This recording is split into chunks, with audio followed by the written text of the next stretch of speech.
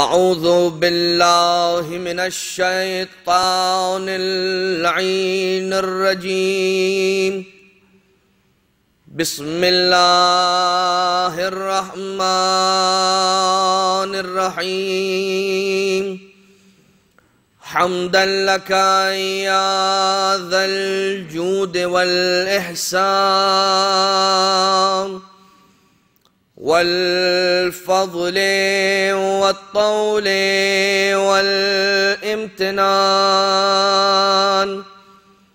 وصلاة وسلاما على من لا ينطق عن الهوى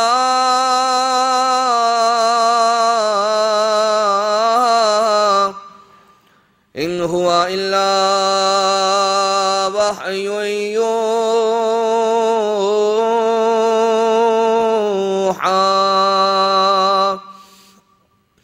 حبيب قلوبنا وشفيع ذنوبنا وطبيب نفوسنا مولانا ومولى الثقلين جد الحسن والحسين أبي القاسم المصطفى محمد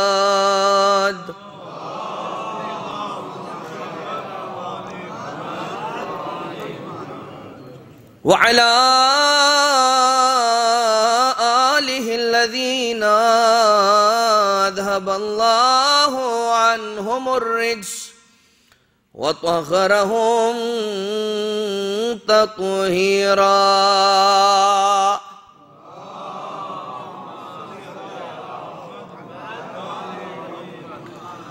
لا سيما على الإمام المنتظر والحجة الثاني عشر واللعنة الدائمة الباقية على أعدائهم ومنكري فضائلهم وغاصبي حقوقهم من الأزل إلى قيام يوم الدين أما بعد فقد قال الله تبارك وتعالى في محكم كتابه المبين وفرقانه المجيد وقوله الحق وهو أصدق القائلين بسم الله الرحمن الرحيم إن الله يحب التوابين ويحب المتطهرين درود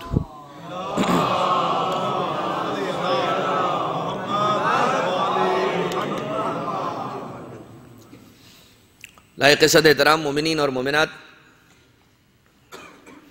پروردگار عالم کا ایک بار پھر شکر ادا کرتے ہیں کہ اس نے ہمیں یہ سعادت پھر سے عطا فرمائی کہ فرش عزا امام حسین علیہ السلام پر آ کر جمع ہو جائیں اور علم کی بھیک اس در سے حاصل کرنے کے لیے اپنے کشکول گدا کو اس در پر پھیلا دیں۔ عزیزان محترم، اس سلسلہ مجالس کی یہ چوتھی کڑی ہے اور یہ بات انسان جانتا ہے مگر اس کی تکرار انسان کے ایمان کو تازہ کر دیتی ہے، جیسا کہ قرآن کریم کے اندر سورہ اعلیٰ کے اندر بھی لکھا ہوا ہے کہ جو ذکر کرتا ہے، جو یاد کرتا ہے، جو پروردگار عالم کی یاد کو تازہ کرتا ہے، اور جیسا کہ دوسرے سوروں کے اندر بھی کہ ان الذکر تنفع المؤمنین، کہ یاد دلانا مومنین کو فائدہ پہنچاتا ہے۔ کیا بات؟ وہ بات یہ کہ کوئی اس در پر اگر خالی جھولی لیے آتا ہو تو آتا ہو، لیکن جاتے ہوئے اس کی جھولی خالی نہیں ہوتی ہے عزیزوں۔ آنے والا اپنی جھولی خالی لے کر آتا ہے، یا اپنی بساط سے جو اس کے پاس ہوتا ہے وہ ساتھ لے کر آتا ہے، اور یہاں پر جو اہل کرم خاندان عصمت و طہارت ہے وہ اپنی بساط کے مطابق اسے عطا کر کے بھیجتے ہیں۔ اسے عطا کر کے بھیجتے ہیں۔ اور جیسا کہ خود بہت سارے علماء اخلاق نے بھی سکھایا اور علماء کرام نے بھی سکھایا اور خود روایتوں کے اندر بھی ملتا ہے، بہت چھوٹی سی مثال کہ جب کوئی شخص زیارت کے لیے جاتا ہے مولا حسین علیہ السلام کے روضے پر کربلا معلی، تو وہاں پر زیارت پڑھنے کے بعد 2 رکعت نماز زیارت پڑھتا ہے، اور 2 رکعت نماز زیارت پڑھنے کے بعد اس نماز کو ہدیہ کر دیتا ہے روح انور امام حسین علیہ السلام کو۔ اچھا، یہ تو کرم کا کمال ہے، یہ سخاوت کی معراج ہے، یہ انتہائی سخاوت ہے۔ ساری کائنات میں بٹتا ان کے در سے ہے۔ پروردگار عالم جب کائنات میں عطا کرنا چاہتا ہے تو ان کے در سے عطا ہوتا ہے، تو انہیں کیا ضرورت ہے کہ کوئی چیز ہدیہ کی جائے؟ عموماً ایک سوال کیا جاتا کہ انہیں ضرورت نہیں ہے، وہ محتاج نہیں ہے، بلکہ جو محتاج ہوتا ہے اگر ان کے در پر آ جائے تو وہ اسے غنی بنا کر بیچتے ہیں۔ لیکن پھر یہ کیا سلسلہ ہے کہ کبھی یہ کہا جاتا ہے کہ سورہ فاتحہ کی تلاوت کر کے اہل بیت کو، شہداء کربلا کو، ائمہ کو ہدیہ کرو، کبھی قرآن کی تلاوت کر کے ان کو ہدیہ کرو، کبھی زیارت پڑھنے کے لیے گئے ہو تو زیارت کی 2 رکعت نماز پڑھ کر ہدیہ کرو۔ تو اس کا اتنا سا جواب مختصر سا، اور وہ یہ کہ یقیناً اہل بیت کو کوئی بھی انسان کچھ دے نہیں سکتا، کیونکہ وہاں مزید گنجائش ہی نہیں ہے، وہاں تو پہلے ہی سے سب کچھ ہے۔ تو اگر اس بات کو سمجھنے کے لیے ایک مثال لی جائے، ایک کنٹینر کی مثال، کہ جس کنٹینر کے اندر پانی پہلے سے اوپر تک بھرا ہوا ہے، مزید ایک قطرے کی بھی گنجائش نہیں ہے کہ اس میں آپ ڈال دیں، ایک قطرے کی بھی اس میں گنجائش نہیں ہے، تو اگر آپ اس میں پانی ڈالیں گے تو ہوگا کیا؟ ذرا بتائیے گا عزیزو، کیا ہوگا؟ چھلکنے لگے گا پانی۔ جو پانی اس میں پہلے سے موجود ہوگا وہ چھلکنے لگے گا، اور چھلکنے کے بعد کہاں گرے گا؟ باہر گرے گا۔ اور خصوصیت کے ساتھ جو افراد فزکس کے سٹوڈنٹس ہیں یا جن کی وابستگی سائنس سے کبھی نہ کبھی اپنے سکولز میں، کالجز میں، یونیورسٹیز میں رہی ہے، وہ یہ بات جانتے ہیں کہ واٹر مولیکیولز جو ہیں وہ نئے واٹر مولیکیولز کو جگہ دینے کے لیے پرانوں کی جگہ چھوڑواتے ہیں۔ اس کے معنی کیا ہوتے ہیں کہ جب کوئی شخص اس ڈرم کے اندر، اس کنٹینر کے اندر کہ جس میں پانی فل بھرا ہوا ہے، ایک قطرہ بھی اگر ڈالتا ہے اور اس میں سے ایک قطرہ گرتا ہے تو یہ قطرہ جو اس نے ڈالا تھا وہ وہاں پر جا کر شمار ہو جاتا ہے، اور جو پہلے سے اندر تھا وہ تمہارے پاس آ جاتا ہے۔ اس کے معنی یہ ہوئے کہ اگر تم کبھی اہل بیت علیہم السلام کو کچھ دینے کی کوشش کرتے ہو تو انہیں ملتا کچھ نہیں ہے، ان کے لیے کچھ نہیں ہوتا، تمہیں ہی ایک ایسی چیز کہ جو تم نے انہیں دیا تھا تمہاری ہی طرف پلٹ جاتی ہے۔ سورہ فاتحہ بھی اگر دو تو تمہاری طرف پلٹتا ہے، نماز زیارت بھی ہدیہ کرو تو تمہاری طرف پلٹتی ہے، تلاوت قرآن بھی ہدیہ کرو تو تمہاری طرف پلٹتی ہے، مگر یہ بات ایک فرق کے ساتھ ہوتی ہے، جو تم دیتے ہو وہ تمہارا ہوتا ہے، مگر جو ملتا ہے وہ ہوتا ہے جو مولا کے پاس پہلے سے ہوتا ہے۔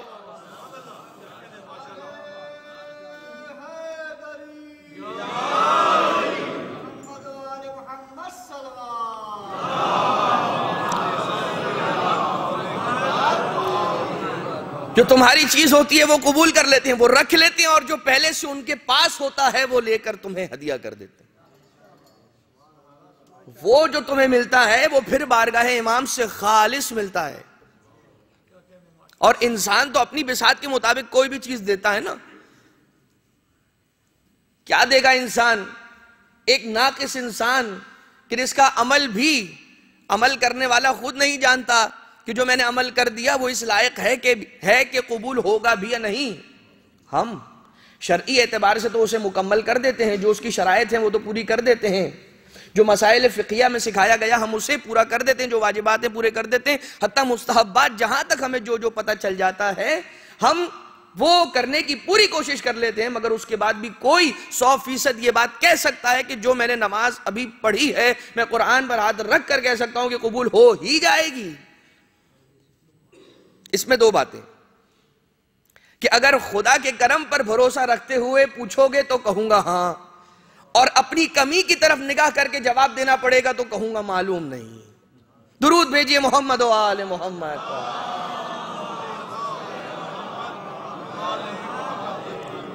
خدا کریم ہے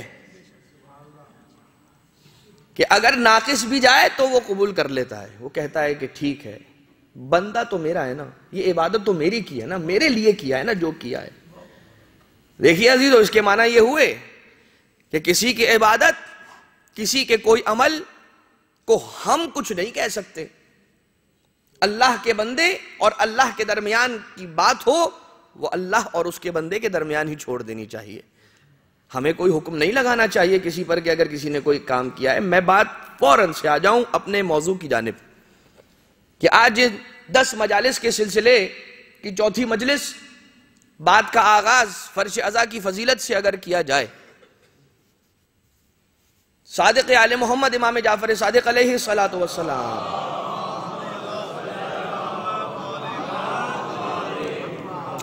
مولا ارشاد فرماتے ہیں کہ اے انسانو جان لو کہ آقا ابا عبداللہ الحسین ابن علی علیہ السلام زندہ ہیں بارگاہ الہی میں اور خدا سے رزق پاتے ہیں۔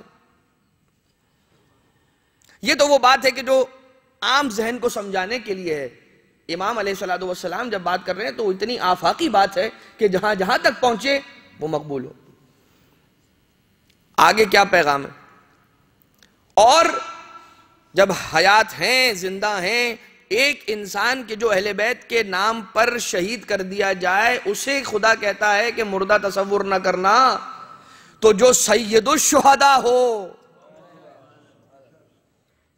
تو مولا حسین علیہ السلام کے بارے میں چھٹے امام علیہ السلام یہ فرما رہے ہیں کہ حیات ہیں اور بارگاہ الہی سے رزق پاتے ہیں۔ اور دیکھو، اپنے رونے والوں کے لیے، ان کے اپنے زائرین کے لیے، اور جو ان کا فرش بچھاتے ہیں ان کے لیے دعا طلب فرماتے ہیں اور ان کے لیے استغفار کرتے ہیں۔ اور امام حسین علیہ السلام، یہ روایت 3 یا 4 کتابوں میں موجود ہے، یعنی جو ہمارے ناقص مطالعے سے گزری، کم سے کم 3 یا 4 کتابوں میں تو ہے ہی۔ بشارت المصطفیٰ، منتخب طریحی، بہار اور وسائل۔ لیکن مولا کیا فرما رہے ہیں؟ مولا یہ فرما رہے ہیں کہ آقا ابا عبداللہ مولا سید الشہداء علیہ السلام تمہارے ناموں سے بھی آگاہ ہیں، تمہارے والدین کے اسامی گرامی سے بھی آگاہ ہیں۔ انہیں تمہارے نام بھی معلوم ہیں، انہیں تمہارے والدین کے نام بھی پتہ ہے، اور وہ تمہارے لیے اور تمہارے والدین کے لیے استغفار کرتے ہیں۔ کون؟ جو فرش ازا بچھاتا ہے اس کے لیے، جو ان کا زائر ہے ان کے لیے، جو ان پر روتا ہے ان کے لیے۔ تینوں افراد کا نام ذکر ہے، تینوں اسپیسیفکلی اس روایت کے اندر لکھا ہوا ہے۔ زائرین کے لیے، گریہ اور بکا کرنے والوں کے لیے، اور امام حسین علیہ السلام کے غم کا فرش بچھانے والوں کے لیے۔ اور فقط اتنا ہی نہیں کہ خود دعا کرتے ہیں، بلکہ اپنے بابا اور اپنی مادر گرامی کے پاس بھی جا کر ان سے التجا کرتے ہیں، اے بابا، اے مادر گرامی، یہ میرا زائر ہے، یہ مجھ پر رونے والا ہے، یہ میرا فرش بچھانے والا ہے، اس کے لیے آپ بھی دعائے استغفار اور دعائے مغفرت فرمائیے۔ اور اس کے بعد مزید بات آگے بڑھتی ہے کہ امام علیہ السلام اس انداز سے دعائے مغفرت، پھر ملائکہ کا مغفرت کرنا، اور پھر یہ روایت چلتی ہے طولانی۔ لیکن عزیزان محترم، اتنا کہ ہم اور آپ دعا کریں، قبول ہوگی یا قبول نہ ہوگی کون جانتا ہے۔ گناہ انسان کے ہوتے ہیں کہ جو انسان کی آواز کو سینے میں ہی دبا دیا کرتے ہیں، کہ اس کی آواز پرواز کر کے بارگاہ الہی میں پہنچ نہیں پاتی، کہ جس کی وجہ سے پروردگار عالم اپنے بندے کی آواز نہیں سنتا، تو پھر استجابت رک جاتی۔ یعنی کہ نقص جو ہے نا وہ انسان میں ہے، پروردگار عالم میں نہیں ہے۔ میں نے ہی اتنے گناہ کیے کہ اب میری دعا سینے میں ہی دبی رہ جاتی ہے، پرواز ہی نہیں کر پاتی، کہ اس پر ایک بوجھ ہے۔ جب وہ بوجھ گناہوں کا ہٹے گا تو پھر وہ آواز پرواز کر کے عرش الہی پر پہنچے گی اور استجابت کے مراحل کو طے کرے گی۔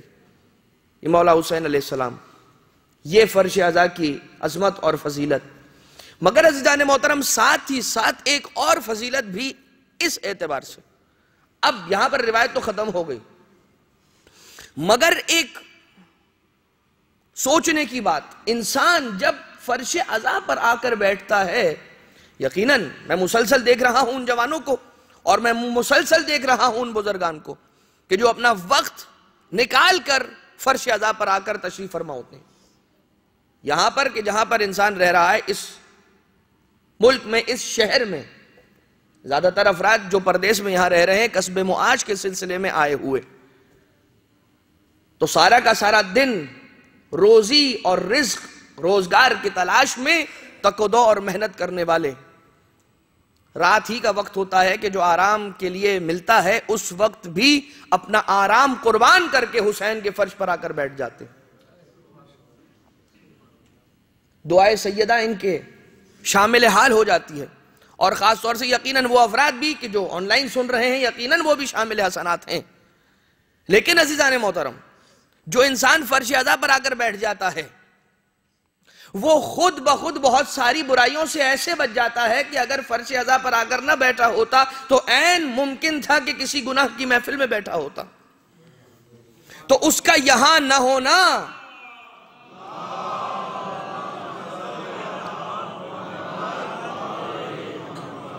تو اس کا یہاں ہونا خود بخود اس بات کی ضمانت ہے کہ وہ گناہ کی محفل سے دور ہے. اور جب تک یہاں پر بیٹھا رہے گا، اہل بیت، رسول، اولاد رسول علی اور اولاد علی علیہ السلام کا ذکر سنتا رہے گا اور ان کا سکھایا ہوا کلام، نورانی کلام سنتا رہے گا، تو کانوں کی عبادت بھی ہوتی رہے گی، زبان کی عبادت بھی ہوتی رہے گی، عقل اور دل کی عبادت بھی ہوتی رہے گی، آنکھوں کی عبادت بھی ہوتی رہے گی، بلکہ جو سانس لیتا رہے گا وہ بھی تسبیح شمار ہوتی رہے گی.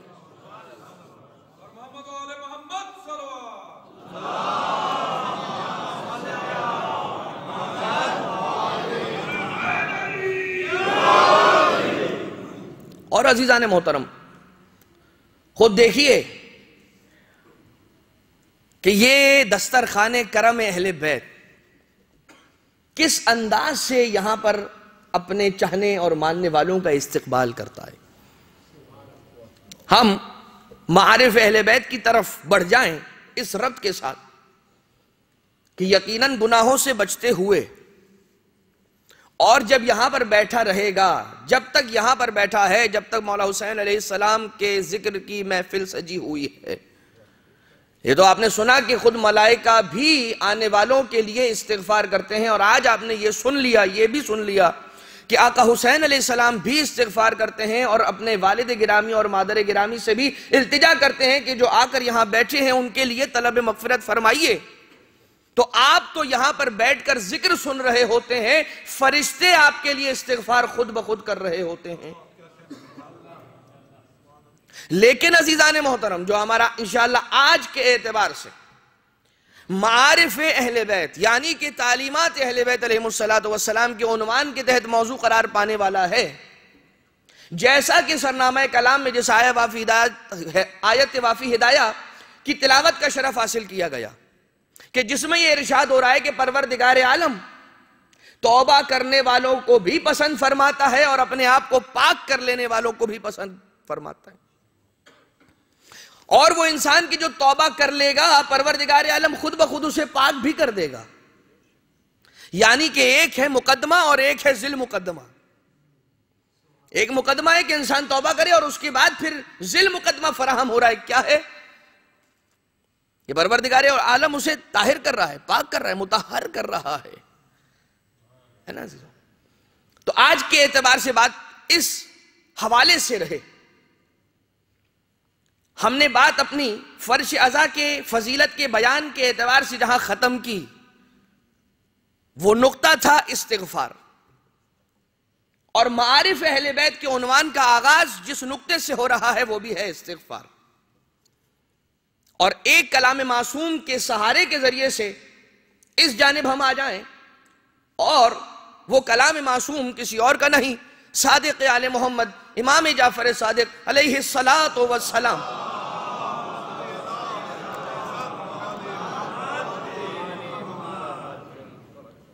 مولا فرماتے لِكُلِّ شَيْءٍ دَاءٌ لِكُلِّ دَاءٍ دَوَاءٌ، مولا فرماتے ہیں لِكُلِّ دَاءٍ دَوَاءٌ، ہر مرض کے لیے ایک دوا ہے. وَدَوَاءُ الذُّنُوبِ الاستغفار، اور گناہوں کی دوا ہے استغفار. اچھا، بہت سی مرتبہ یہ ہوتا ہے کہ انسان یہ سوچتا ہے کہ استغفار کی کیا معنی ہے، اے خدا مجھے معاف کر دے، کیا یہ معنی ہے؟ اگر اس وقت ہم بات کریں ڈکشنری میننگز کی تو اسے ڈسکس کیا جا رہا ہے. استغفار طلب مغفرت، غفران، اللہ کا غفور ہونا، اللہ کا رحیم ہونا، اللہ کا تواب ہونا. اچھا، تائب ہونے کے پھر کیا معنی؟ اللہ سے تائب ہونے، اللہ سے توبہ کرنے، ریپینٹنس، اس کے کیا معنی؟ استغفار کے کیا معنی ہیں یہ سن لیجئے تاکہ پھر ہم اپنی اس گفتگو کو آگے بڑھائیں. استغفار، استغفار کہا جاتا ہے کسی شے کو ڈھانپ لینا، کسی شے پر کسی اور شے کا غالب آ جانا. کوئی شے جب کہیں زمین پر پڑی ہے اور ایک چادر آپ نے لی اور اس چادر کو اس پر ڈال دیا اور وہ چادر اس شے پر غالب آ گئی، آپ نے اس شے کا استغفار کر دیا. یہاں پر تو لغوی معنی نہیں ہے، یہاں پر تو اصطلاحی معنی چلیں گے. اور وہ اصطلاحی معنی استغفار کے ہیں کیا؟ استغفار کے معنی ہے اے خدا تو مجھے اپنے رحمت کی چادر میں چھپا لے.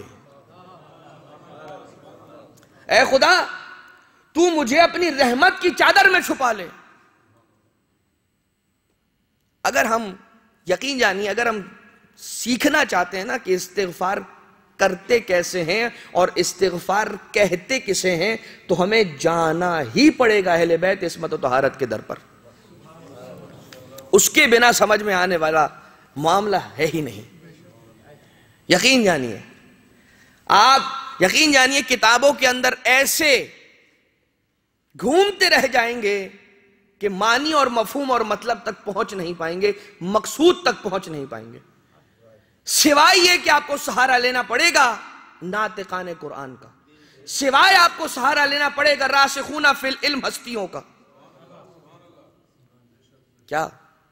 استغفار، اے خدا مجھے اپنے رحمت کی چادر میں سمیٹ لے. یہ بندہ کب کہے گا؟ جب بندہ کہیں سے بھاگ رہا ہوگا، اور جب بھاگ رہا ہوگا اسے پناہ چاہیے ہوگی نا، اور وہ یہ کہے گا کہ میں ایسی جگہ پھنس چکا ہوں کہ اب مجھے کوئی جائے امان مل جائے تو کیا خوب ہو جائے.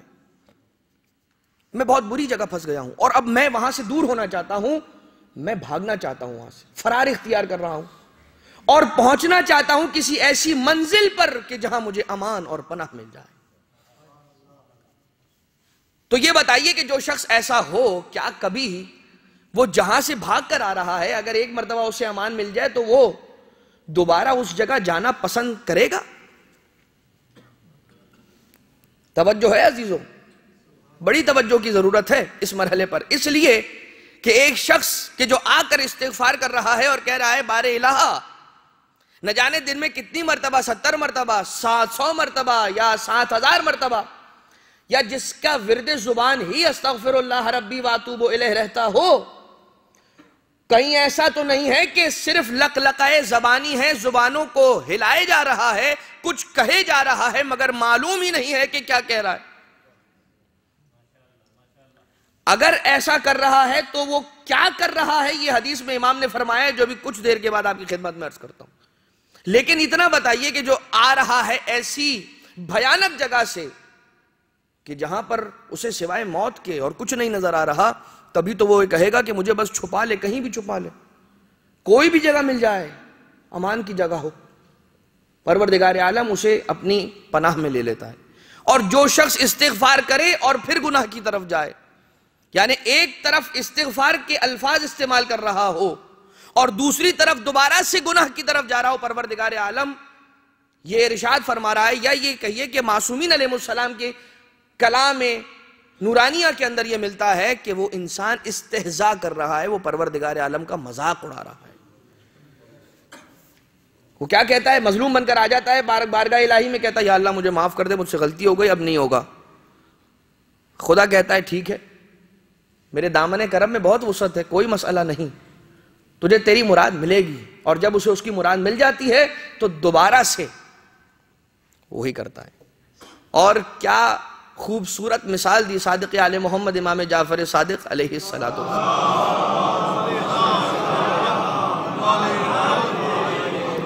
کہ جب کوئی شخص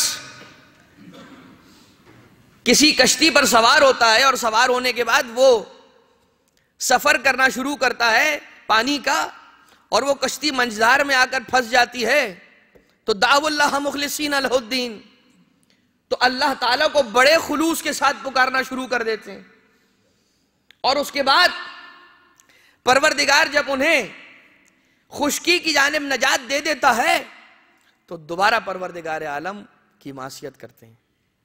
یہ وہی مثال۔ لیکن عزیزان محترم، ہم بات کو آگے بڑھائیں، اور جس طرح سے یہ خود چھٹے امام علیہ السلام کا کلام ہے کہ جس میں مولا نے فرمایا لِكُلِّ دَاءٍ دَوَاءٌ وَدَوَاءُ الذُّنُوبِ الاستغفار۔ دنیا میں بڑی دوائیں ہیں عزیزان محترم، بڑی دوائیں، لیکن جتنے مرض ہیں اتنی دوائیں ہیں۔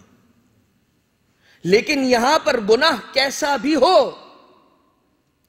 اس مرض کی ایک ہی دوا ہے، استغفار۔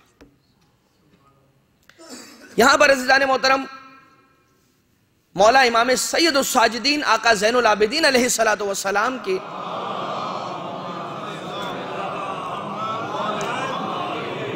ایک مناجات، کہ جسے مناجات تائبین کہا جاتا ہے، کہ جو 15 مناجات امام سید السجاد علیہ السلام ہے، کہ جو خود مفاتیح الجنان میں بھی شیخ عباس قمی نے لکھی ہیں۔ 15 مناجات، مناجات محبین، مناجات عاشقین، مناجات تائبین، مناجات راغبین، الا ماشاء اللہ 15 مناجات، مناجات 15 جنہیں کہا جاتا ہے۔ اور خود صحیفہ سجادیہ، صحیفہ کاملہ، زبور آل محمد میں بھی دعاؤں میں سے اسی دعا کے ایسے جملے ہیں کہ پروردگار عالم کے سامنے ایک بندہ کہ جس نے گناہ کیا ہے، اس نے گناہوں کے درخت کو اپنے آنکھوں اور اپنے دل کے سامنے بویا۔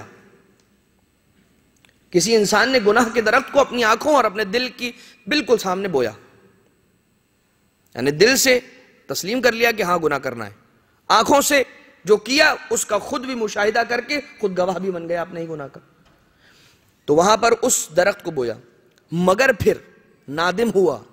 جب نادم ہوا تو اس کی آنکھوں سے آنسو نکلے، اور ان آنسوؤں کے ذریعے سے، اب یہ امام علیہ السلام کا کلام ہے، ان آنسوؤں کے ذریعے سے اس نے اسی درخت کو سینچا، اسی درخت کو سینچا۔ اور اس کے بعد پروردگار عالم کا کرم اس کے شامل حال ہوا، اور جب پروردگار عالم کا کرم اس کے شامل حال ہو گیا تو اسے مغفرت کی بھیک بارگاہ الہی سے مل گئی۔ ایک واقعہ ملتا ہے بشر حافی کا، سرکار باب الحوائج آقا موسیٰ ابن جعفر کاظم علیہ السلام کے زمانے کا یہ واقعہ ہے۔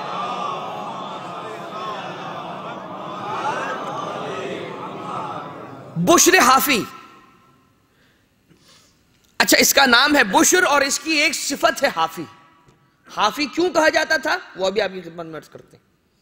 بشر نامی ایک شخص ہے کہ جو اپنے گھر کے اندر بیٹھا، اور مدینہ کا یہ واقعہ ہے جب سرکار امام کاظم علیہ السلام مدینہ منورہ میں زندگی فرمایا کرتے تھے، اور مولا مدینہ منورہ کی گلی سے گزر رہے تھے، اتنے میں ایک گھر سے مولا نے موسیقی کی غنا کی آواز کو سنا، رقص کی آوازوں کو سنا۔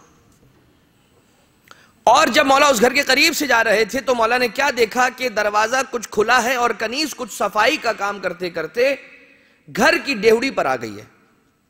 مولا نے گزرتے گزرتے اس گھر کی کنیز سے صرف اتنا سوال کیا، یہ بتا کہ جو صاحب خانہ ہے، یہ جو شخص اندر زندگی گزار رہا ہے، اس گھر کے اندر رہتا ہے، اس گھر کا رہنے والا، وہ شخص آزاد ہے یا غلام؟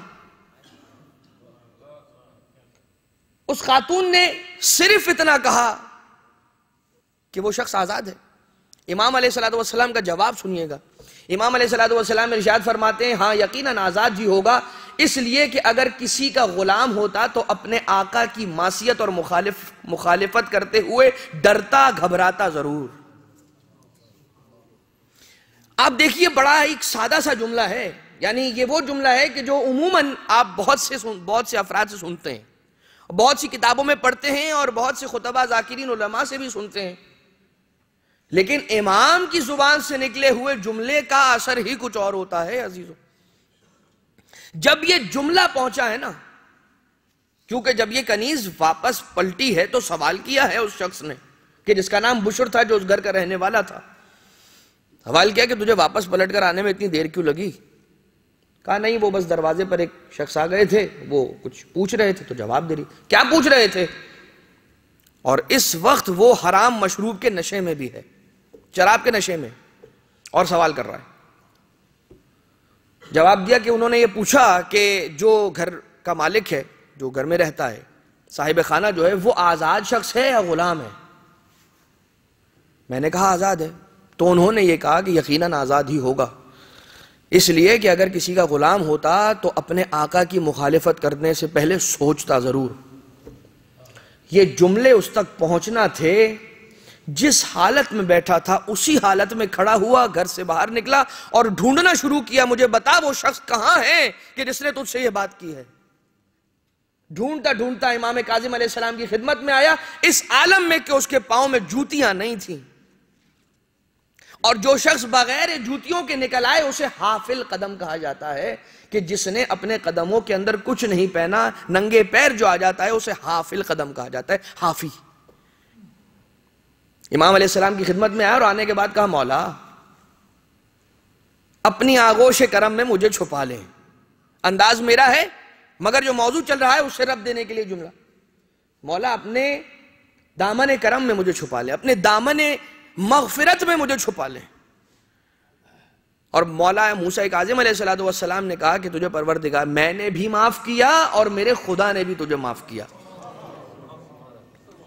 کائنات میں بہت سے ملیں گے کہ جن کے ساتھ انسان کوئی ایسی تعدی کر دیتا ہے، کوئی ایسی غلطی کر دیتا ہے، گستاخی کر دیتا ہے اور اس سے معافی کا طلبگار ہوتا ہے، تو وہ اتنا تو کہہ سکتا ہے کہ میں نے معاف کر دیا، وہ یہ نہیں کہہ سکتا کہ میرے خدا نے بھی معاف کر دیا۔ وہ خدا بہتر جانے کہ اس نے معاف کیا یا نہ کیا، لیکن وہ افراد کے جو پروردگار عالم کے کرم کا دروازہ ہو، علم کا دروازہ ہو، اس کا مظہر ہو، جب وہ کہے تو انہیں سجتا ہے یہ کہنا کہ میں نے بھی تجھے معاف کیا، میرے خدا نے بھی تجھے معاف کیا، میں نے بھی معاف کیا، میرے خدا نے بھی معاف کیا۔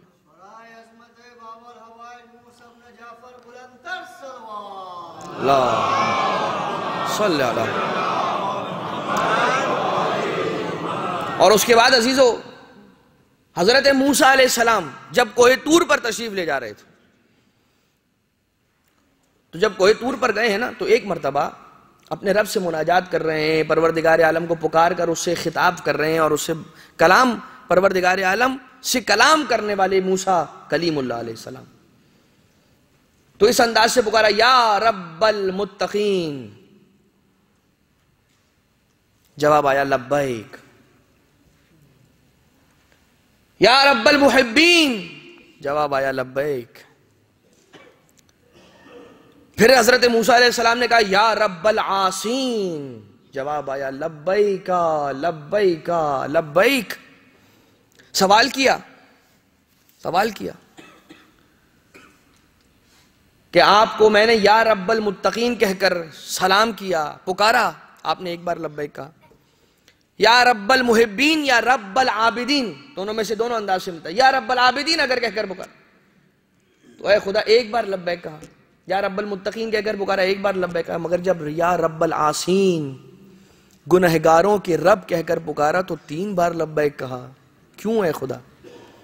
پروردگار عالم ارشاد فرماتا ہے کہ اے موسیٰ، جب کوئی متقی میری بارگاہ میں آتا ہے نا تو وہ اپنے تقوی پر بھروسہ کر کے آتا ہے، اسے اپنے تقوی پر بھروسہ ہوتا ہے۔ اے موسیٰ، جب کوئی عابد میری بارگاہ میں آتا ہے نا تو وہ اپنی عبادت پر بھروسہ سہارا کر کے میری بارگاہ میں آتا ہے کہ میں کچھ لے کر جا رہا ہوں، میرے پاس کچھ ہے پیش کرنے کے لیے۔ مگر اے موسیٰ، جب معصیت کار میری بارگاہ میں آ جاتا ہے نا تو وہ خالی ہاتھ لے کر آتا ہے، اس کا کل سہارا فقط میری ذات ہوتی ہے۔ اسی لیے کہا لبیک لبیک لبیک، خوش آمدید خوش آمدید خوش آمدید، بول کیا چاہیے تجھے، بول کیا مانگتا ہے۔ اور عزیزو یقین جانیے مناجات کے آداب نہ آتے اگر اہل بیت علیہ السلام نہ ہوتے۔ اور یہ جو مغفرت ہے پروردگار عالم کی جو مغفرت ہے، یہ جو معافی ہے، یہ جو توبہ ہے، ملتی کس در سے ہے عزیزو؟ زیارت جامعہ کے الفاظ تو پڑھیے، بکم فتح اللہ وبکم یختم وبکم ینزل الغیث وبکم یمسک السماء۔ زیارت جامعہ کا ترجمہ پڑھیے عزیزو کبھی، معرفت ائمہ اطہار علیہ السلام کے لیے ایک بہترین زیارت۔ لیکن عزیزان محترم، حضرت آدم علیہ السلام دعائے مغفرت کرتے چلے جا رہے ہیں، پروردگار عالم سے طلب مغفرت فرما رہے ہیں حضرت آدم علیہ السلام۔ اور حضرت آدم علیہ السلام وہ ترک اولا کہ جو سرزد ہوا اس کی پاداش میں زمین پر آئے ہیں اور یہاں پر رہ رہے ہیں۔ ربنا ظلمنا انفسنا وان لم تغفر لنا وترحمنا لنکونن من الخاسرین، اے خدا اگر تو نے نہ معاف کیا تو پھر مجھے کون معاف کرنے والا ہے؟ تقریباً 40 سال گزر گئے، دعا قبول نہ ہوئی۔ ایک دن حضرت جبریل امین تشریف لے کر آئے حضرت آدم علیہ السلام کے پاس، اور آنے کے بعد یہ کہا کہ اے آدم، آپ طلب مغفرت تو کر رہے ہیں، آپ دعا تو کر رہے ہیں، مگر وسیلہ قرار نہیں دے رہے پروردگار عالم کی بارگاہ میں۔ تو پروردگار عالم نے مجھے وہ نام سکھلا کر اور وہ کلمات سکھلا کر بھیجا ہے کہ جو میں آپ کو امانت ہے میرے پاس وہ میں آپ کی جانب منتقل کر دوں، اور آپ ان کلمات کے وسیلے سے، ان ناموں کے وسیلے سے پروردگار عالم سے طلب مغفرت کریں۔ اور اس کے بعد حضرت آدم علیہ السلام کو جناب جبریل امین نے پنجتن پاک علیہ السلام نام محمد و نام علی و نام فاطمہ زہرا و نام حسنین کریمین علیہ السلام سکھائے۔ حضرت آدم علیہ السلام نے پنجتن کے ناموں کے ذریعے سے، ان ناموں کے واسطے سے، ان کلمات تامہ کے واسطے سے جب پروردگار عالم کی بارگاہ سے مغفرت طلب کی تو انہیں مغفرت مل گئی۔ عزیزان محترم سمجھے ہیں، غور کیا ہے، آدم تو بغیر پنجتن کے بخشے نہ جائیں، آدمی کیسے بغیر پنجتن کے بخشا؟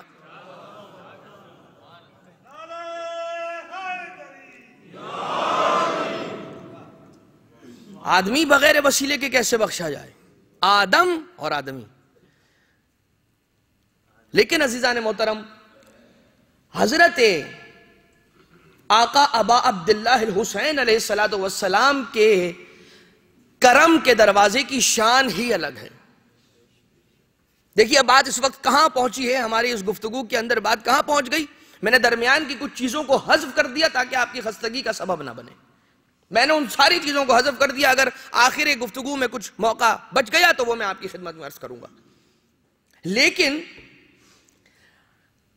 کیا بات ہو رہی ہے، ہم کس عنوان کے تحت گفتگو کر رہے ہیں؟ استغفار، اور استغفار کس در سے ملے گا؟ حضرت آدم علیہ السلام کو بھی اہل بیت علیہ السلام کے یہاں سے مل رہا ہے، مولا حسین علیہ السلام ہے۔ ظاہری زندگی مولا حسین علیہ السلام کی اس دنیا میں تشریف لے کر آئے ہیں۔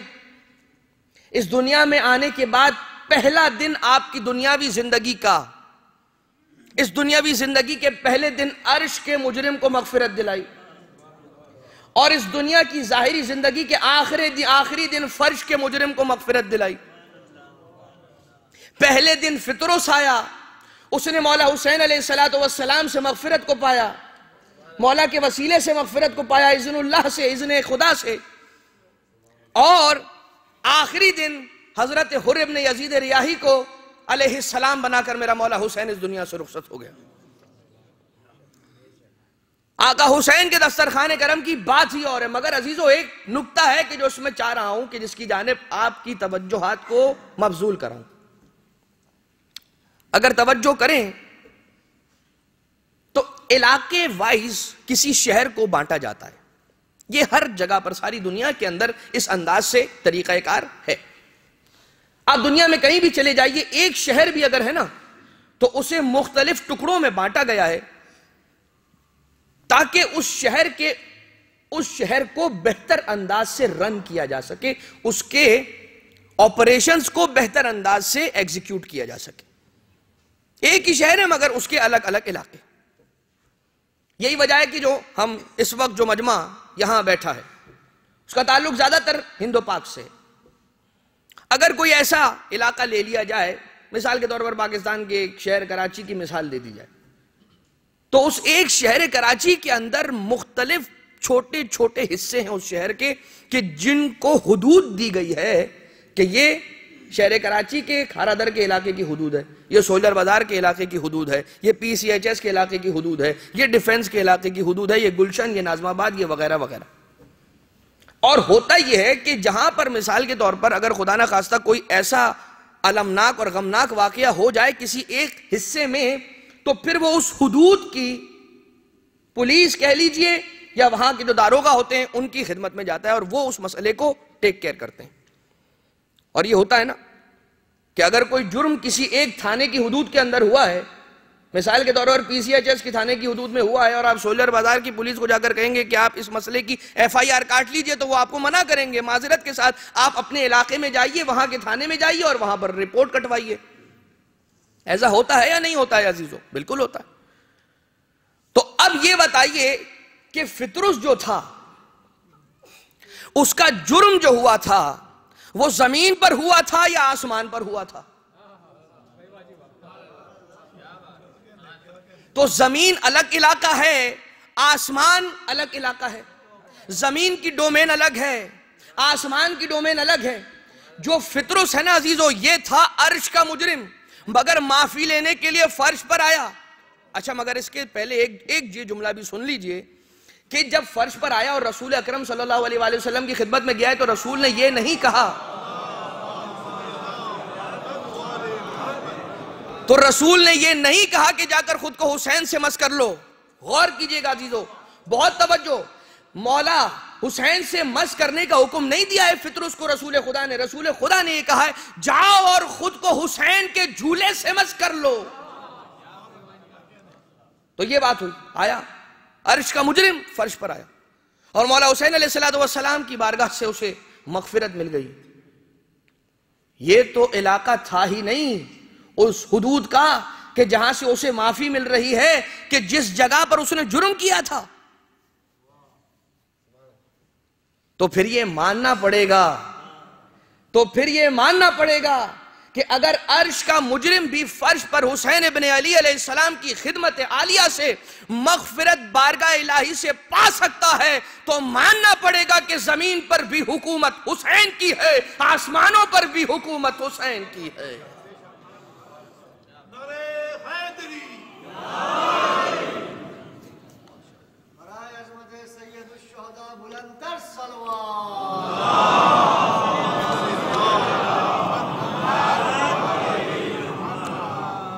بچے ہیں زیب دوش رسالت مآب دو.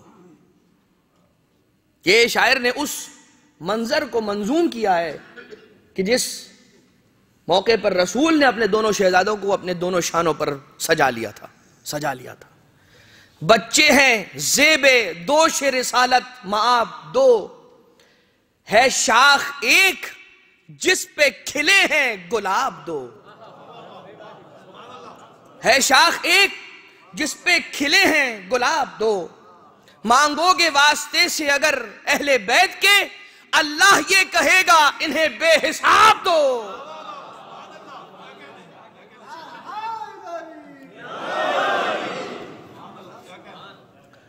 تو مولا حسین علیہ السلام اپنی زندگی، دنیاوی زندگی، اللہ یہ تو نور کے پیکر ہیں کہ جو عالم بالا سے اتر کر آئے زمین پر ہم جیسے خاکیوں کی ہدایت کے واسطے، اپنی زندگی، دنیاوی زندگی کے پہلے دن عرش کے مجرم کو معافی دلائی ہے اور آخری دن فرش کے مجرم کو معافی دلائی ہے. حر ابن یزید ریاحی، جناب حر، مگر ضرورت اس بات کی ہے کہ ایک قدم آپ بڑھائیں گے حسین ابن علی کی جانب اور اس کے بعد 10 قدم مولا آپ کی جانب بڑھ کر آ جائیں گے. اور اکیلے نہیں آئے، ابھی مولا حسین آئے، اس سے پہلے علی اکبر آئے حر کو لینے. علی اکبر آئے ہیں، مولا عباس علیہ السلام آئے ہیں، مولا حسین علیہ السلام آئے ہیں، اور پھر حر نے جیسے ہی محسوس کیا مولا کی آمد کو تو اپنی پیشانی کو مولا کے قدموں میں جو رکابوں میں تھے وہاں لے جا کر رکھ دیا. مولا مجھ جیسے کی بھی مغفرت ہو سکتی ہے. اور پھر مولا نے سینے سے لگایا جو کرم قدر ہے اس سے اسی بات کی توقع ہے. اور پھر ایسے معافی ملی ہے کہ میر انیس لکھنے پر مجبور ہوئے. لکھا میر انیس نے, کیا جلد گیا سوئے ارم دار فنا سے, سوکھا ہے پسینہ بھی تو جنت کی ہوا سے. کیا جلد گیا سوئے ارم دار فنا سے, سوکھا ہے پسینہ بھی تو جنت کی ہوا سے. اور صرف یہ ایک مثال نہیں ہے عزیزوں, ایسی بہت ساری مثالیں ہیں, مگر ضرورت اس بات کی ہے کہ ہم اگر انسان گناہگار ہے اور طالب مغفرت ہے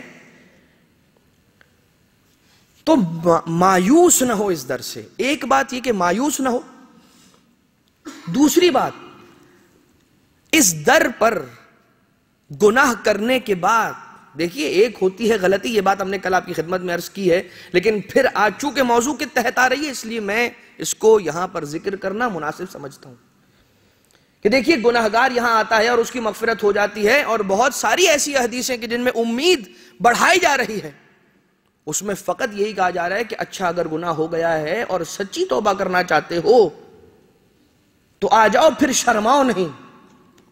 یعنی یہاں پر مغفرت کو پروموٹ کیا جا رہا ہے, گناہ کرنے کو پروموٹ نہیں کیا جا رہا ہے. یہاں پر اس بات کی آپ کو تشویق نہیں دلائی جا رہی ہے کہ ٹھیک ہے جتنے گناہ کرنے ہیں کر لو, اس کے بعد اہل بیت کا در تو ہے ہی. اہل بیت ہوں یا انبیاء ہوں یا خدا ہوں یا معصومین ہو, یہ غلطی کو معاف کیا کرتے ہیں, جرأت کو معاف نہیں کیا کرتے. انسان جرأت سے بچے, غلطی تو معاف ہو ہی جائے گی. کہ وہ در ہے کہ جس در کے اندر ایک شخص کسی معصوم علیہ السلام کے دور میں مسجد میں بیٹھا ہوا تھا اور یہ کہتا جا رہا تھا میرے گناہ معاف ہی نہیں ہو سکتے, اے خدا میرے گناہ اتنے بڑے ہیں کہ معاف نہیں ہو سکتے, اے خدا میرے گناہ اتنے بڑے ہیں کہ معاف نہیں ہو سکتے, اے خدا میرے گناہ اتنے بڑے ہیں کہ معاف نہیں ہو سکتے. معصوم علیہ السلام اس کے پاس گئے اور اس کا شانہ ہلا کر کہا کیا کہہ رہا ہے, یہ جملہ نہ کہہ, یہ جملہ کہہ کہ اے خدا میرے گناہ کتنے ہی بڑے ہوں, اس سے بڑی تیری رحمت ہے کہ جو اس پر بھی حاوی آ جاتی ہے, کہ تو معاف کرنے والا. لیکن پھر سے وہی بات کہ بہت سی مرتبہ ہوتا یہی ہے کہ ہماری ہی باتوں کو بیس بنا کر لوگ یہ کہتے ہوئے نظر آتے ہیں کہ یہ تو مولانا صاحب نے تو کہا تھا, مگر مولانا صاحب نے گناہ کی تشویق نہیں دلائی تھی, اس لیے کہ ہم بھی یہاں پر وہی بیان کرنے کے پابند ہیں کہ جو اہل بیت علیہ السلام نے بیان کیا ہے. درود بھیجئے محمد و آل محمد پر.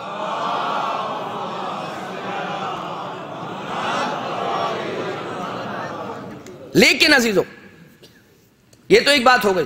اچھا آپ تعقیبات نماز جو پڑھتے ہیں نا, تعقیبات عامہ, اس میں بھی ہے الہی لم اکن اہلا ان ابلغ رحمتک فرحمتک اہل ان تبلغنی وتسانی لانہا وسعت کل شیء, کہ اے خدا اگرچہ میں اس قابل نہیں ہوں کہ میں تیری رحمت تک پہنچ سکوں, مگر اے خدا تیری رحمت تو اتنی تیز ہے نا کہ وہ مجھ تک پہنچ جائے. یہاں پر پروردگار عالم سے مایوسی کہ جو بہت بڑا گناہ کبیرہ ہے اس سے بچایا جا رہا ہے. ہاں عزیزان محترم, ایک مولا حسین علیہ السلام, کیا بات کی گئی, مغفرت مل رہی ہے, انسان ایک مرتبہ خطا کرنے کے بعد یہاں اس در پر آ کر حاضر ہوتے ہوئے شرمائے نہیں, گھبرائے نہیں کہ اب جب گناہ ہو گیا تو اب میں اس در پر بھی نہیں جاؤں گا, کیا منہ لے کر جاؤں گا. تو اگر یہ سوچنا تھا تو اس وقت سوچنا تھا جب گناہ کر رہے تھے, اور ہم اپنی ہر مشکل ہر مرحلے میں یا علی کہتے ہیں اور علی مدد کے لیے آتے بھی ہیں علیہ السلام. تو ایسا کیوں نہیں ہوتا کہ جب ہم گناہ کے بالکل قریب پہنچ جائیں اور گناہ ہم سے سرزد ہونے والا ہو, یا علی مدد کہہ دیں اور اس گناہ کو ایک جانب چھوڑ کر آگے بڑھ جائیں. کیا علی اس لمحے میں مدد کے لیے نہیں آئیں گے؟ شاہ لا فتح علی, شیر کبریا علی, یقیناً اس وقت بھی مولا مدد کے لیے آئیں گے. اگر کوئی چاہے مولا سے مدد لینا اور کوئی چاہے گناہ سے بچنا تو مدد کرنے والے بہت ہیں. استجابت کے دروازوں کی ہم اہل بیت کے ماننے والوں کی یہاں پر کمی نہیں ہے. مگر عزیزان محترم, وہ واقعہ کیا ہوا ایک شخص کے جو شراب پیا کرتا تھا. اب یہ دو اماموں کے اعتبار سے واقعہ مل رہا ہے تاریخوں کے اندر. ایک امام علی بن موسیٰ الرضا علیہ السلام کے حوالے سے بھی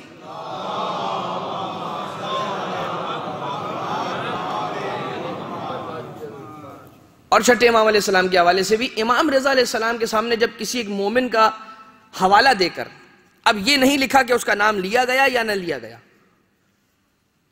امام کو بتایا گیا کہ آپ کا ایک مومن ہے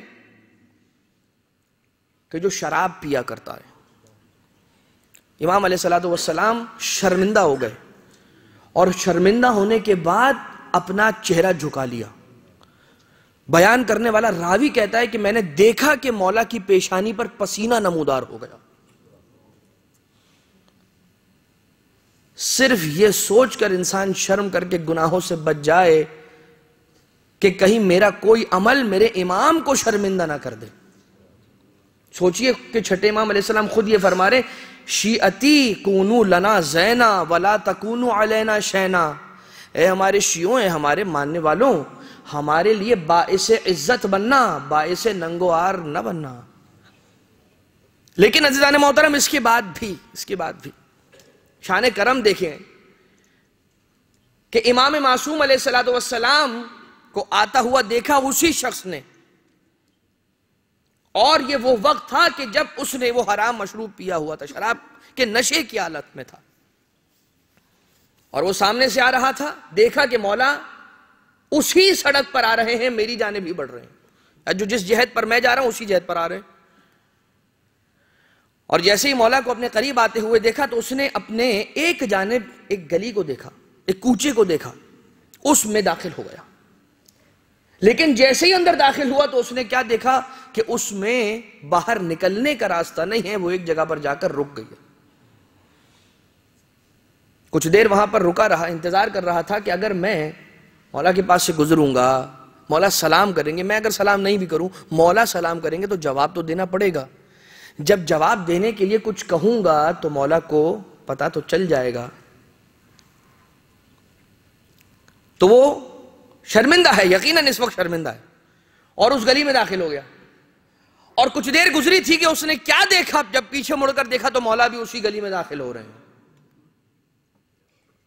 اور مولا آئے اور مولا نے آ کر سلام کیا، جواب سلام.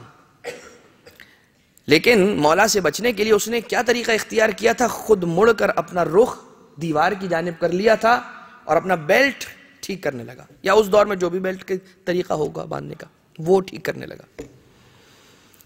امام علیہ السلام نے کچھ نہ کہا میری جانب دیکھو یا کوئی ایسی بات نہیں، فقط ایک جملہ مولا نے کہا اور مولا وہاں سے تشریف لے گئے. مولا نے کہا دیکھو تم کتنے بڑے گنہگار ہی صحیح، مگر یاد رکھنا کبھی ہم اہل بیت سے رخ نہ موڑنا، کبھی ہم اہل بیت کو پشت نہ دکھانا، کبھی ہم اہل بیت سے دور نہ جانا.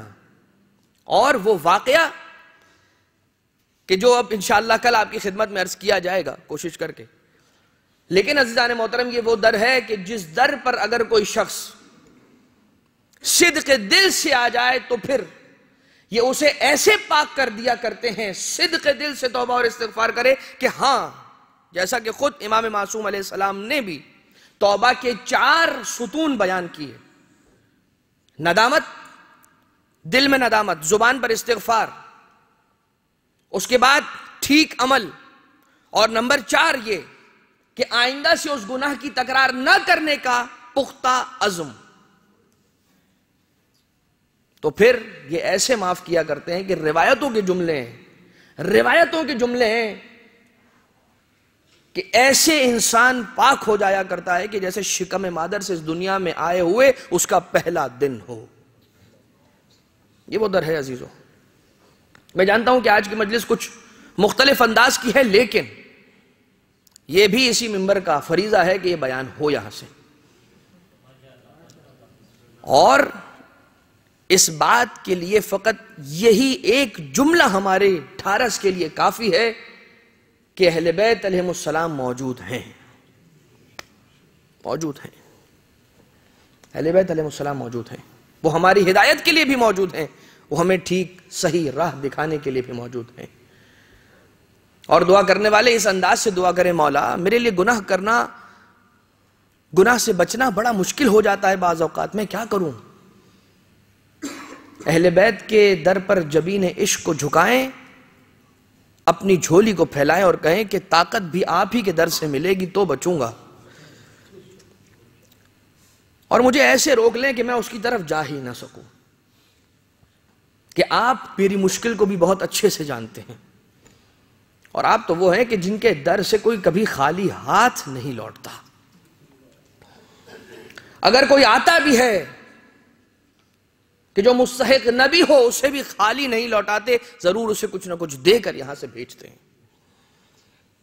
مگر عزیزو، مستحق کو دینا اور ہے اور خود کسی کے سامنے مستحق ہو جانا اور ہے۔ اہل بیت کا حق تھا کہ ان کے عصمت و طہارت کے خاندان کی خواتین سے سروں سے رداؤں کو نہ چھینا جاتا۔ یہ مولا حسین علیہ السلام کا حق تھا کہ ان کا علی اکبر نہ مارا جاتا، اور یہ حق تھا کہ شہزادہ علی اصغر علیہ السلام، وہ حسین کہ جو اپنے 6 مہینے کے بچے کے لیے پانی کا سوال کر رہا تھا، کس پانی کا سوال کر رہے تھے مولا جانتے ہیں عزیزو؟ یہ وہی پانی تھا کہ جو مادر حسین کے مہر کا حصہ ہے، اور وہی میرے حسین کو مانگنا پڑ رہا ہے اپنے 6 مہینے کے لال کے لیے، کہ چند قطرہ آپ دے دو کہ میرا یہ 6 مہینے کا بچہ پیاسا ہے۔ حق تھا کہ پانی کے چند قطرے دے دیے جاتے، حق تھا، مگر نہ دیا گیا۔ عزیزو، یہ لٹا ہوا قافلہ کربلا سے کوفہ اور کوفہ سے شام کی منزلوں کو طے کرتا ہوا جب رہائی پاتا ہے نا، تو کل آپ نے یہاں تک بیان سنا کہ مولا حسین کی شہادت کے بعد اب حسین کی بہن زینب کبریٰ نے سید سجاد سے اتنا کہا کہ بیٹا سجاد، ہم اپنے بھائی حسین کی مجلس کرنا چاہتے ہیں۔ مولا حسین کی مجلس کو برپا کیا بی بی نے شام میں، اور اس کے بعد تبرکات جو واپس ملے ہیں انہیں لیا ہے، اور لینے کے بعد بی بی چلی ہے کربلا کی جانب، اور جا کر قبر حسین کی زیارت کی ہے بی بی نے، اور زیارت کے بعد یہ قافلہ چلا ہے مدینہ کی جانب۔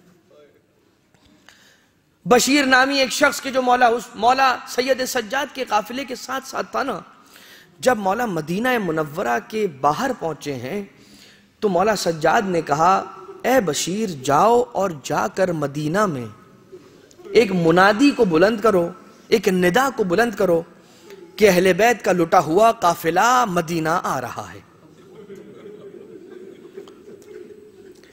اور مولا نے کس انداز سے کہا جانتے ہیں؟ کہا، بشیر ہم نے سنا ہے کہ ہم جانتے ہیں کہ تمہارے بابا شیر کہا کرتے تھے، کیا تم بھی شیر کہہ لیا کرتے ہو؟ کہا ہاں مولا، کوشش کر لیتا ہوں۔ کہا جاؤ اور ہمارا مرثیہ پڑھ کر اہل مدینہ کو سناؤ۔ اور بشیر گیا، اور بشیر نے جا کر یہی صدا کو بلند کیا کہ اے مدینہ کے رہنے والوں، مدینہ رہنے کے قابل نہ رہو، کہ جو مدینہ کی شہزادی ہے وہ لٹ کر شام سے آ گئی ہے، کہ جو مدینہ کا سردار تھا اسے شہید کر دیا گیا ہے۔ مگر عزیزو، وہ وقت تھا کہ جب مولا سید سجاد مدینہ سے باہر، روایتوں میں ملتا ہے کہ مولا ایک جگہ پڑاؤ ڈال کر بیٹھ گئے، اور اہل مدینہ جوگ در جوگ مولا سجاد کی خدمت میں آنے لگے۔ مولا ایک تخت پر یا ایک اونچے سرا بلند مقام پر بیٹھے ہیں، اور اہل مدینہ میں سے آنے والے لوگوں نے مولا کو چاروں طرف سے گھیر لیا ہے، اور ہر کوئی مولا سجاد کو پرسا دے رہا ہے۔ کوئی آ کر کہتا ہے کہ آقا اپنے بابا حسین کا پرسا لے لیجئے، کوئی آ کر کہتا ہے کہ چچا عباس کا پرسا لے لیجئے۔ بہرحال آ کر پرسا دینے والے پرسا دیتے ہیں، اتنے میں محمد حنفیہ آتے ہیں، اور محمد حنفیہ کو آتے ہوئے جیسے ہی دیکھا ہے مولا سجاد نے ایک مرتبہ سینے سے لگایا ہے جناب محمد حنفیہ کو، مگر جب محمد حنفیہ نے اپنے بھتیجے کو سینے سے لگایا ہے تو آقا سجاد کی ایک چیخ بلند ہوئی، کہا امو جان ذرا آہستہ، یہ دیکھیے میرے گردن پر توق کے زخم کا نشان ہے۔ ارے جب دیکھا تو کیا دیکھا ہے؟ ارے ہڈیاں نظر آ رہی ہیں، گوشت مولا کے جسم کا بیڑیاں کھا چکی ہیں، پاؤں کا توق کھا چکا ہے، ہاتھوں کی ہتھکڑیوں نے مولا کے جسم کا گوشت کھا لیا۔ عزیزو، یہ منادی ندا دیتا دیتا ایک وہ وقت آیا ہے کہ دروازے کو دستک دی ہے۔ کس کے گھر کا دروازہ ہے؟ جناب ام البنین کے گھر کا دروازہ۔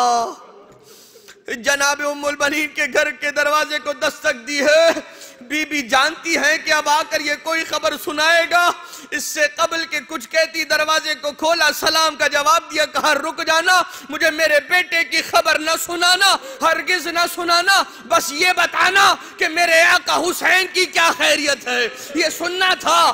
جواب دیا، قد قتل، مار دیے گئے، شہید کر دیے گئے۔ بی بی نے اپنے سر و سینے کو پیٹا، چہرے پر تماچے مارے، زمین مدینہ پر گر گئی، رونے لگی، روتی جاتی تھی، مگر وہ آ کر صدا دینے والا تو واپس جا رہا تھا نا۔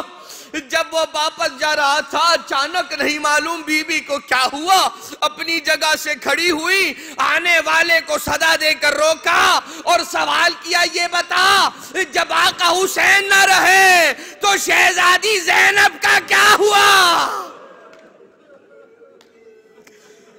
بیان کیا کہ مظالم کی حد ہو گئی، چادروں کو سروں سے چھین لیا گیا، اور اس کے بعد بی بی کو یہ پتا تو چلا کہ میرا بیٹا عباس مار دیا گیا، مگر یقین نہ آتا تھا شہزادی کو۔ سوچتی تھی کہ عباس جیسے شجاع کو کون مار سکتا ہے، کون اس کی جانب نظریں اٹھا کر دیکھ سکتا ہے، اور مروان ابن حکم یہ کہتا ہے کہ میں نے واقعہ کربلا کے بعد ایک بی بی کے رونے کی آواز کو سنا کہ جو جنت البقیع سے آ رہی تھی۔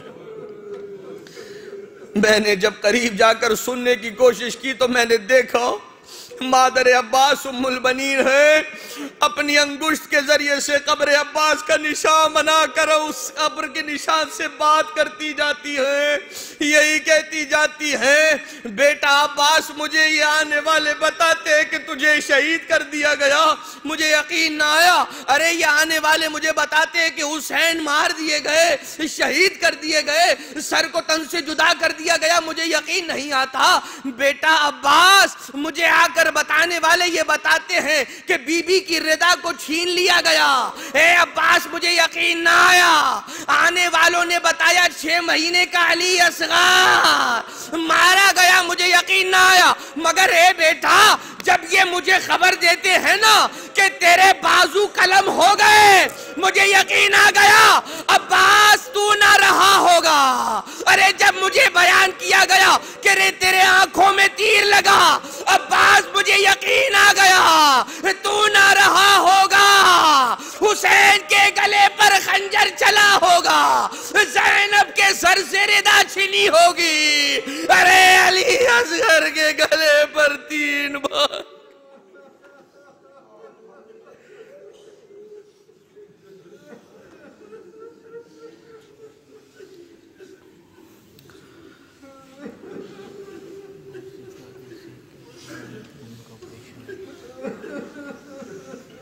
الا ولعنت اللہ علی القوم الظالمین